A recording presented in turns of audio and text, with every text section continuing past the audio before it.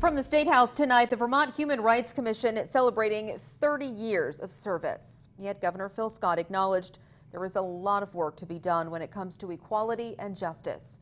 Local 22's Devin Bates was there. He is now live in the newsroom with more. Devin?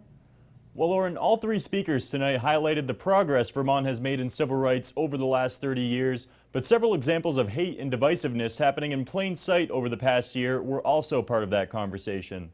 Over the past 3 decades, the Vermont Human Rights Commission has been the driving force behind some of the state's biggest leaps in equality and justice. The commission's first executive director, Susan Sussman, said it's been remarkable to reflect on all the legislation that was passed under her watch, but it's the individual moments of progress that stand out. One lawmaker's last-minute decision on the Hate Crimes Act still makes her emotional. It was the first law in Vermont that included sexual orientation as a protected category. A member of the House who was very vocally homophobic stood up on the floor of the House and said, "Mr. Speaker, I am wrong."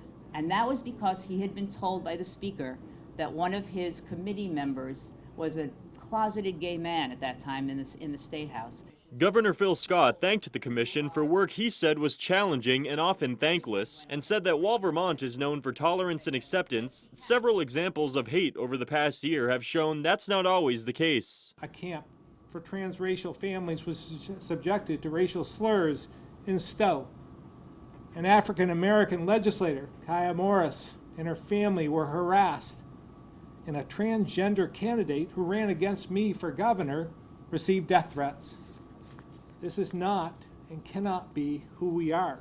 The Human Rights Commission's current executive director said pushing public discourse on disparities in everything from housing to schools and government is her organization's future.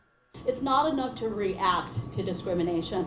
It is time that we really engage in a conversation on how to address that system and be willing to address that system. The commission's first director, Susan Sussman, who you heard from there, now works in Senator Leahy's office and delivered remarks on his behalf tonight. Leahy said he, quote, appreciates that all involved in the commission have helped to promote societal dignity and respect. Live in the newsroom, Devin Bates, Local 22 News.